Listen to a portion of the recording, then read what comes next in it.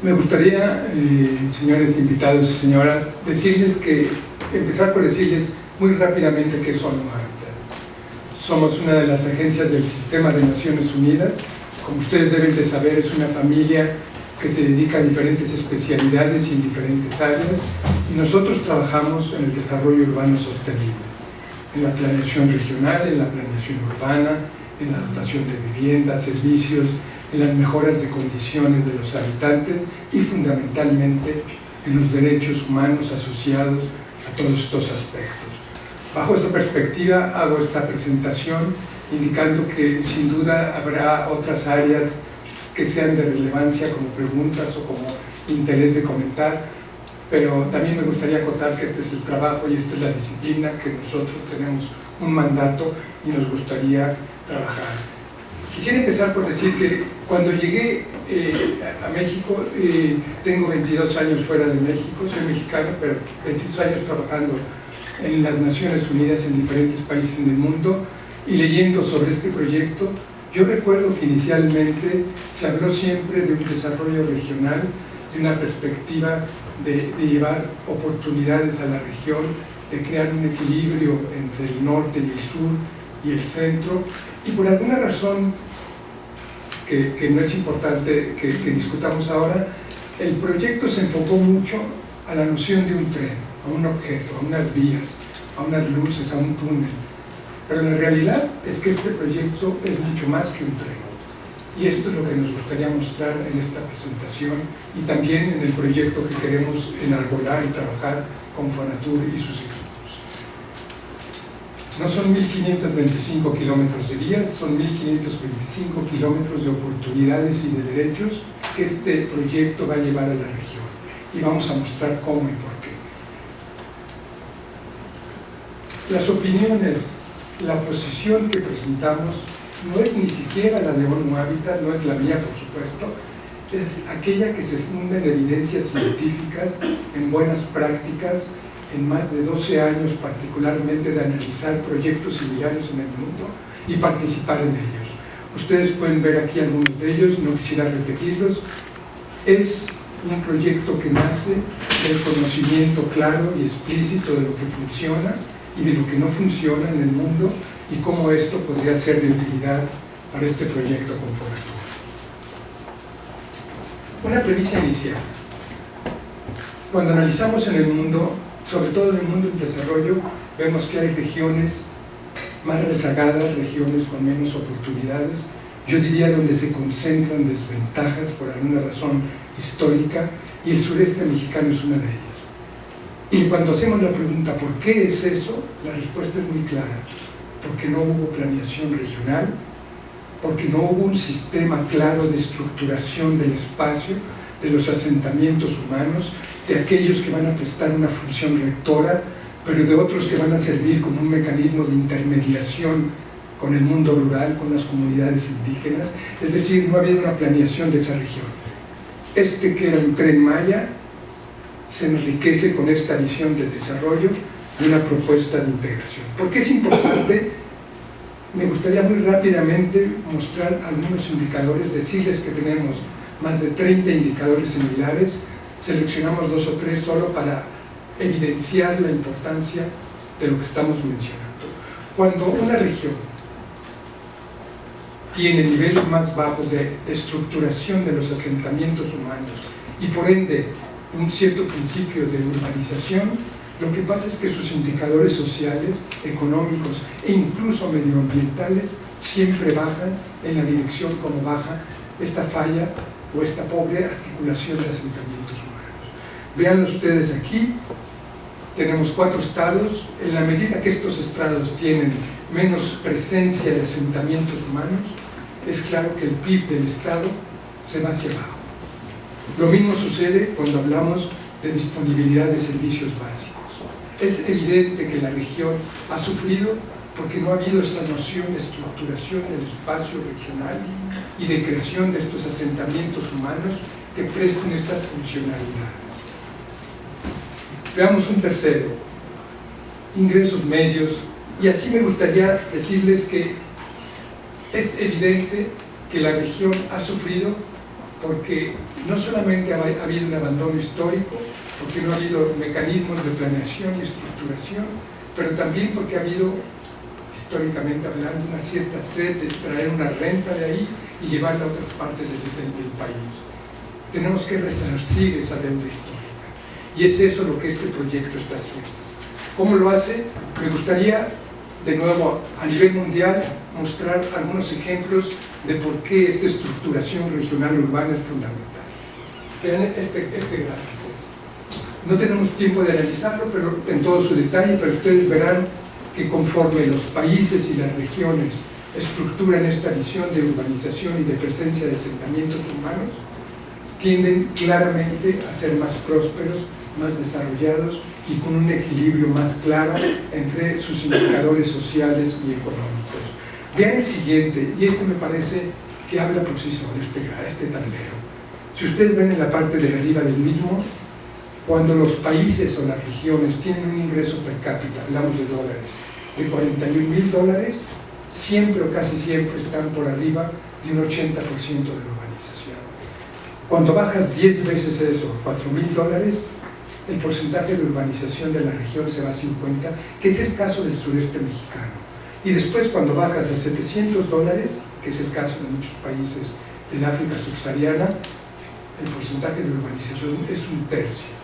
Lo que queremos decir aquí, señores periodistas, y me gustaría que lo tomen tal cual, este no es un proyecto para llevar urbanización a toda la región, no es eso, es un proyecto para crear una estructura de asentamientos urbanos que esté bien jerarquizada, bien planeada y que garantice que cualquier región, cualquier persona, cualquier etnia que vive en esta región pueda beneficiarse y contribuir al desarrollo de la región. Es esto lo que este proyecto hace. Una planeación regional y urbana puede llevar, no digo que siempre, también me gustaría decirles que hemos hecho estudios en diferentes países del mundo donde las cosas no funcionaron. Tenemos una lista clara de los ingredientes del fracaso y esto los estaremos analizando y comparando para asegurarnos que nos vamos por la senda del éxito y la prosperidad con este proyecto. México, veanlo por el lado izquierdo, hoy día es 77% urbano. La región de la que hablamos fluctúa entre un 64 y un 50. No solamente es un ingreso per cápita y un desarrollo urbano más bajo, es todo este cúmulo de indicadores del que hablé, sociales, económicos, medioambientales, que serán perpetuamente penalizados, no si llevamos urbanización total, pero si llevamos una acupuntura de desarrollo a la región, una acupuntura bien pensada, y ese es el trabajo que haremos conjuntamente. Me gustaría que vean un par de slides vinculadas a un trabajo que ONU Habitat concluyó hace 6 meses y que duró cerca de 3 años. 305 municipios o ciudades donde analizamos qué factores fueron detonadores del crecimiento nacional, qué factores fueron o siguen siendo factores importantes de desarrollo de la región, y cuando lo vemos y lo ponemos en un mapa, en este mapa que ustedes ven aquí, los puntos negros son ciudades o municipios cuyo nivel de prosperidad, entendida no solamente económica, sino una prosperidad compartida, con buena infraestructura, con buena calidad de vida, con menos inequidad.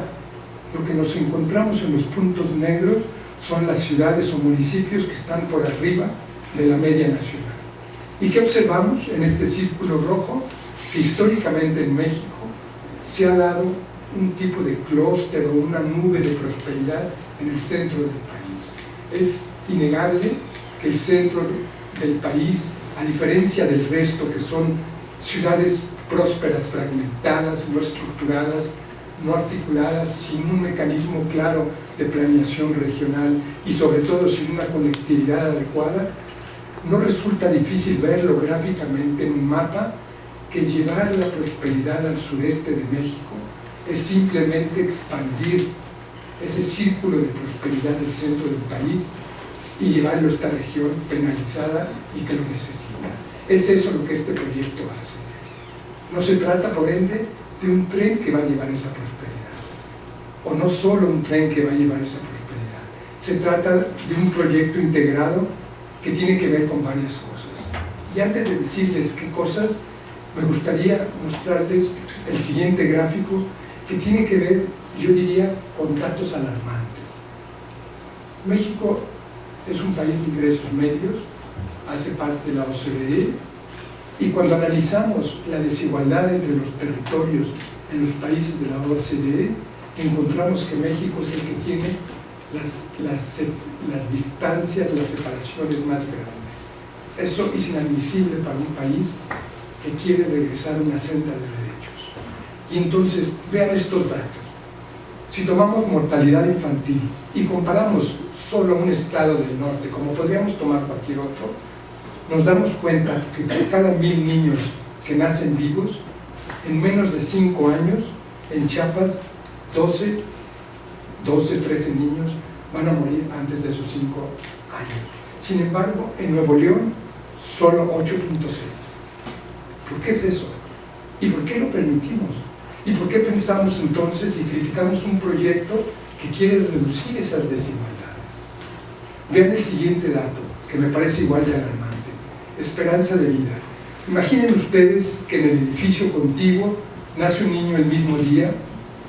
En virtud de la diferencia de dónde nació ese niño y dónde nació uno aquí, el primero vivirá en promedio 3.6 años más que el segundo, que es la región del sureste de México. De nuevo, en una perspectiva de oportunidades, en una perspectiva fundamental de asegurarnos que el país sea un país unido, un proyecto de esta naturaleza, a partir de esta visión regional de integración, es lo que pretende hacer, es lo que va a hacer. Y lo hacemos sabiendo, y me gustaría muy rápidamente mostrarles, yo dije, tenemos estudios claros que nos muestran que vamos por la buena senda del camino. Hemos analizado 5.000 prácticas en el mundo, no todas similares, unas muy claramente vinculadas, de proyectos de corredores como estos, y encontramos que en estos casos, en Asia, en África, en Europa, en el norte de América, en Oceanía, siempre hubo una serie de detonadores presentes, siempre hubo una serie de elementos presentes que garantizan que ese proyecto funcione. ¿Cuáles son estos? Veanlos ustedes. El número 2, que tiene un tren dibujado, significa que en el 100% de casos en el mundo que detectamos como proyectos exitosos, 4 de cada 10 tenían un proyecto de infraestructura de conectividad. Multimodal, lo que significa que puede ser un tren y otra cosa, una carretera, etc. Pero siempre conectividad.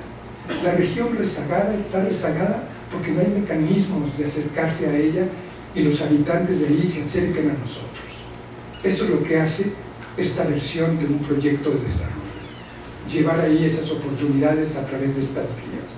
Número 2, y este me parece tan esencial como el primero, es que hay que pensar en esta región ciertos puntos específicos que llamamos centros de asentamientos humanos, en donde forzosamente debe de haber un polo de desarrollo que permita articular la región, la microrregión, y que permita responder a ella. Es eso lo que este proyecto hace. Tienen otros valores que no, por tiempo me gustaría obviar, pero si quieren ustedes podemos regresarnos a ellos. La propuesta, y entro a la última fase de esta presentación, de ONU Habitat, entonces se estructura con la idea de brindar apoyo sustantivo, apoyo técnico a Fonatur y a sus equipos y a sus aliados, para en la vertiente, y aclaro, en la vertiente y el mandato del desarrollo regional y de la planeación de los centros de ahí, podamos construir estas nuevas posibilidades de llevar el desarrollo deseado a esa región. Y entonces, si hacemos eso, tendremos una serie de ventajas. Saldaremos por fin esa deuda histórica, que me parece que no hay a quien la pueda negar. Llevaremos los derechos que también han sido tan deseados. Contribuiremos a reducir desigualdades, no solamente entre el suroeste y otras partes de México, pero también y fundamentalmente en el suroeste mismo de México. Hay que evitar que este proyecto conlleve a nueva generación de desigualdades. Un corredor bien pensado, bien articulado, es lo que hará.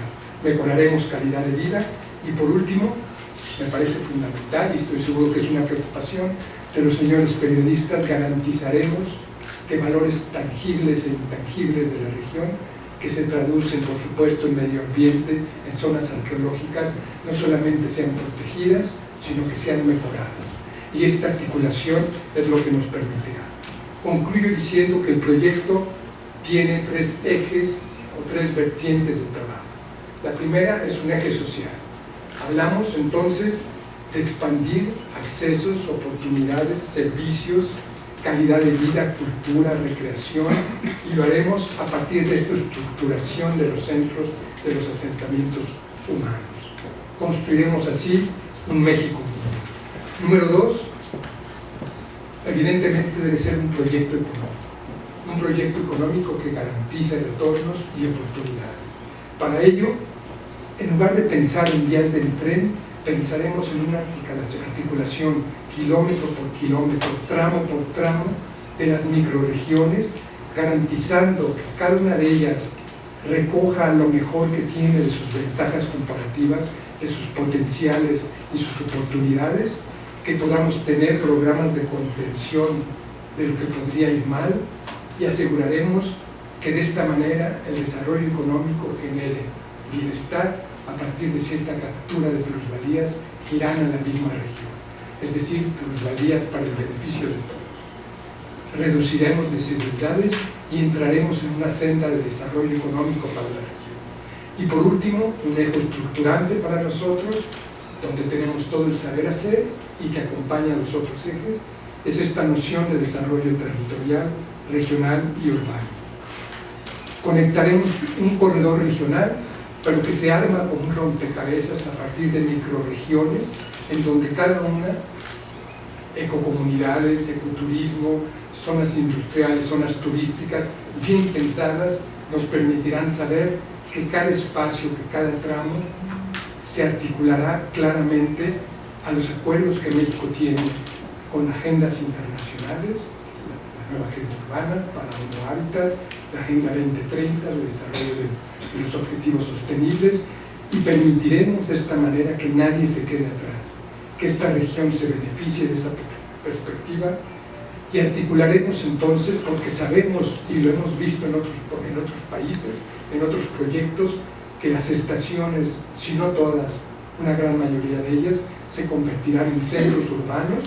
Entonces tenemos que planearlos, tenemos que dirigirlos, tenemos que crear una normatividad, una regulación, tenemos que garantizar que el medio ambiente conectado con estos centros se proteja y asegurarnos que el centro sea un proyecto de articulación, de funcionalidad y de desarrollo.